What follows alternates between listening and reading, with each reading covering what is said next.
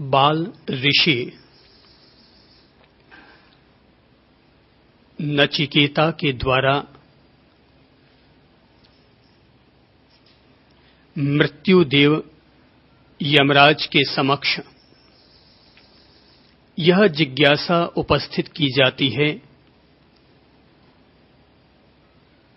कि इस अखिल ब्रह्मांड में वह परम तत्व कौन है जो समस्त वेदों का सार है,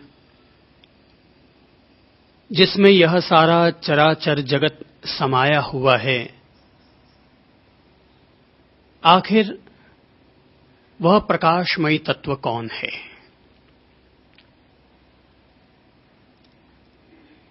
मृत्युदेव यमराज ने इस जिज्ञासा का समाधान करते हुए कहा कि इस अखिल ब्रह्मांड में, इस चराचर जगत में वह रहस्यमयी परम तत्व एक ही है और वह है ओम।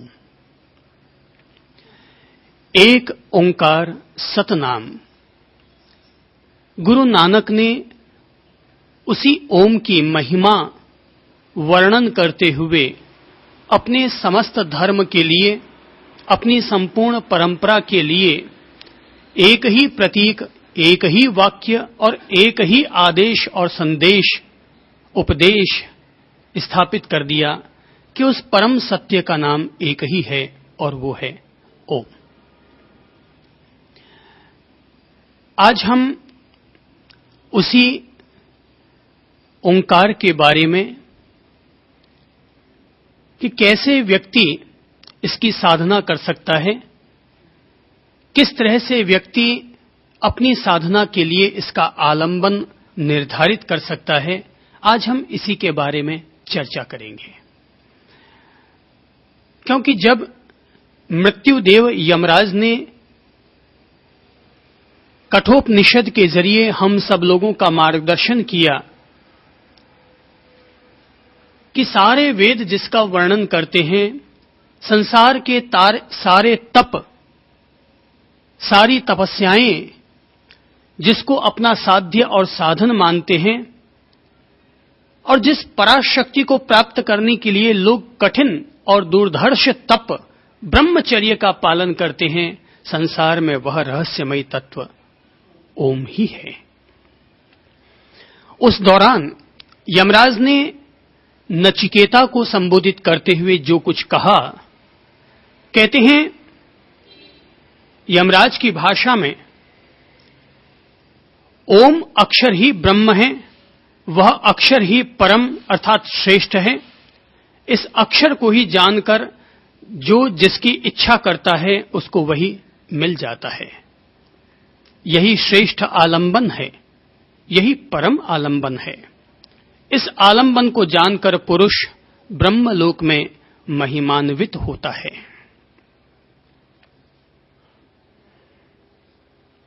मेरी समझ से संसार में दो खास शब्द हैं।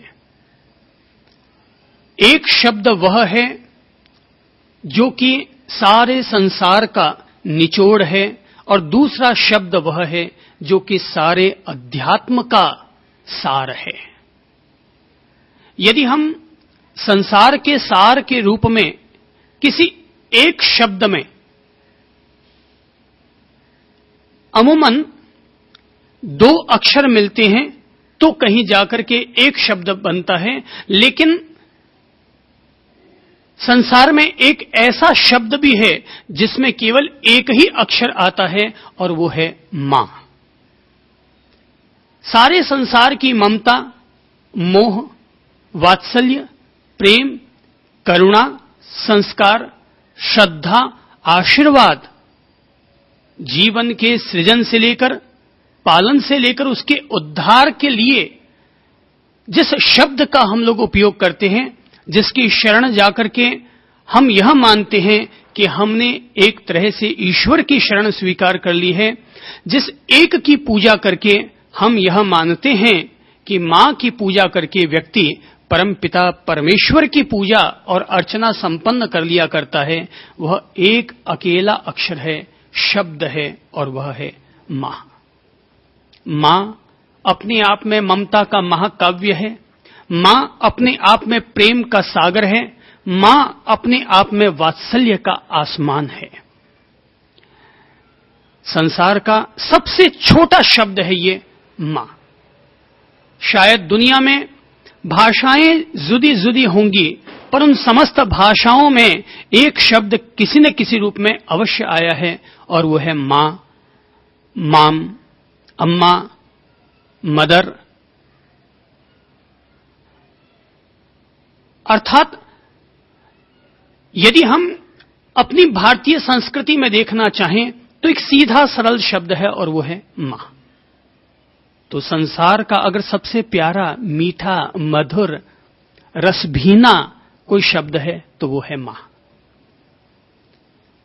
लेकिन जब हम अध्यात्म की बात करते हैं तो अध्यात्म ने भी अपनी ओर से लंबे चौड़े शास्त्र बखान किए हैं, लंबे चौड़े उपदेश दिए हैं। दुनिया में अध्यात्म और धर्म के नाम पर इतने अधिक शास्त्र रचे गए हैं कि यदि कोई एक इंसान इन सारे शास्त्रों को पढ़ने में लग जाए तो उसके 100 जन्म भी बीत जाएं, तब भी दुनिया भर के धर्म शास्त्रों को पढ़ना उसके लिए संभव नहीं हो पाएगा। एक एक धर्म ने अपनी ओर से 84 लाख शास्त्रों का निर्माण किया होगा। एक धर्म की परंपरा की समस्त किताबों और शास्त्रों को अगर देख लिया जाए तो इतने सारे शास्त्र हैं कि आदमी पढ़ते पढ़ते उसका अंत आ जाए, पर शास्त्र और किताबों का अंत नहीं आता है। इसीलिए मेरा यह प्रेम पूर्वक अनुरोध रहा करता है कि दुनिया के सारे शास्त्रों को अवश्य पढ़ा जाए, वेदों को पढ़ा जाए, पर एक वेद को अवश्य पढ़ते रहना चाहिए, और वो है इंसान का अपने अंतर्मन का वेद, इंसान के अपने अंतर्मन की आत्मकथा, इंसान के स्वयं के जीवन का शास्त्र। पढ़ना है खुद को पढ़ो, पढ़ना है लोगों को पढ़ो, पढ़ना है लोगों के व्यवहारों को पढ़ो, क्योंकि ये सब जीवित शास्त्र हैं।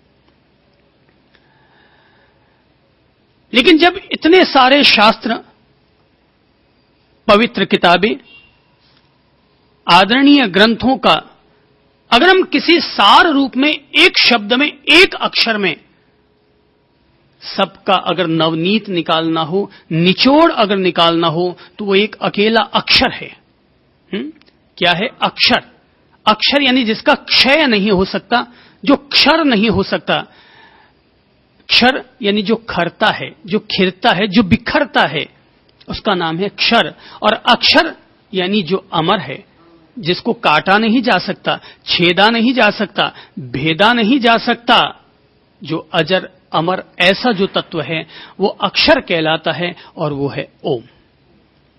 एक तरह से अध्यात्म का सारा मक्खन, सारा निचोड़, सार संक्षेप किसी एक अक्षर में डाला जा सकता है, तो वो है ओम।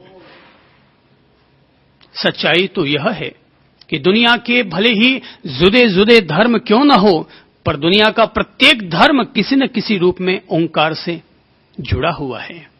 ओम में स्वयं ओंकारेश्वर व्याप्त है। दुनिया की हर रचना में उसका रचनाकार जुड़ा हुआ रहता है।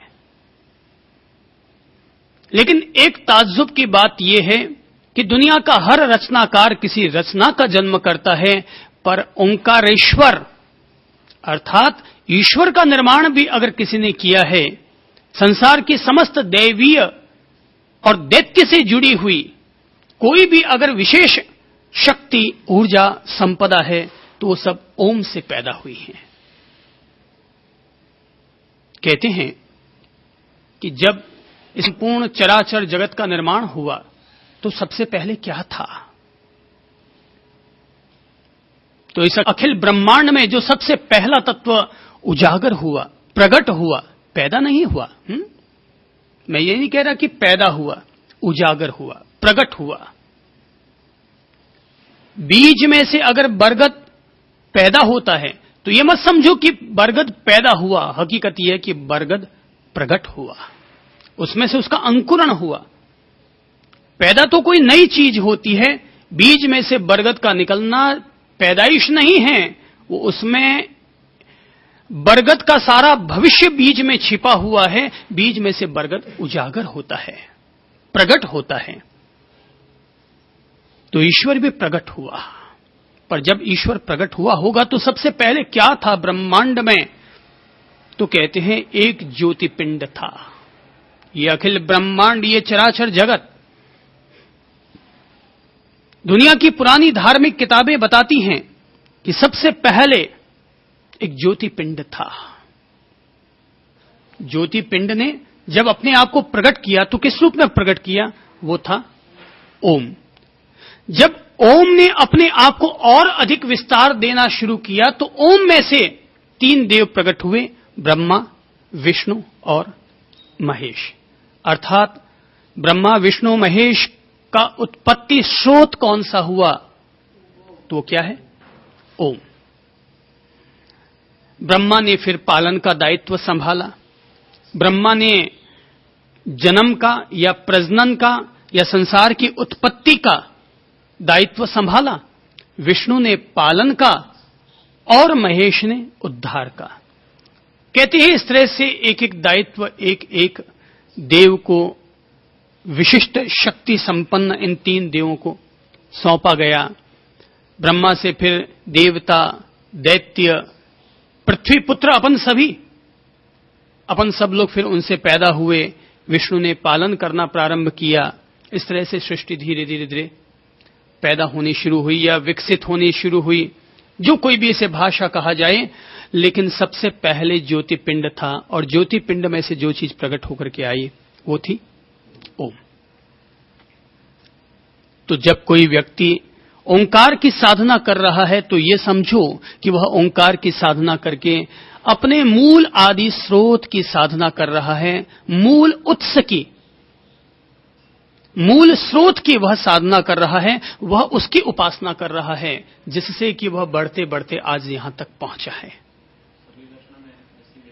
ये खास तौर पर भारतीय दर्शन, और भारतीय दर्शन में भी वैदिक परंपरा में इस तरह की बात उल्लेखित हुई है, ये परंपरा मानी गई है। सभी दर्शनों ने अपने अपने हिसाब से सृष्टि के विकास की कहानी लिखी है, लेकिन एक बात तय है कि सबसे पहले ऐसी ही कोई न कोई ज्योति रही, ऐसा ही कोई न कोई आलोक और प्रकाश रहा, और प्रकाश से फिर विज्ञान कहता है कि सबसे पहले घर्षण हुआ, तो घर्षण से फिर अग्नि पैदा हुई। सबसे पहले घर्षण हुआ, जल का और पृथ्वी का घर्षण हुआ, उससे अग्नि का जन्म हुआ, ध्वनि पैदा हुई, और यूं करते करते एक एक चीज विकसित होती चली गई। मान्यताओं का भेद हो सकता है, क्योंकि अपन लोग तो मूलतः अभी इस समय ओम पर केंद्रित हो रहे हैं।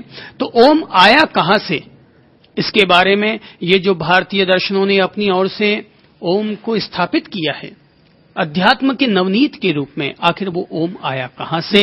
तो मेरा कहने का आशय यह था, यह आदि स्रोत ज्योति पिंड में से प्रकट हुआ, वह दिव्य आकार है, प्रकार है, रूप है, चित्र है, ध्वनि है, महाध्वनि है, पराध्वनि है, जिसे कि ओम इस तरह का नाम दिया गया।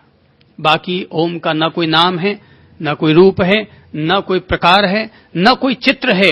लोगों ने, ऋषियों ने, सर्वज्ञ लोगों ने जिस तरह से उसको देखने का प्रयत्न किया, उसे उन्होंने ओम ऐसा नाम दिया।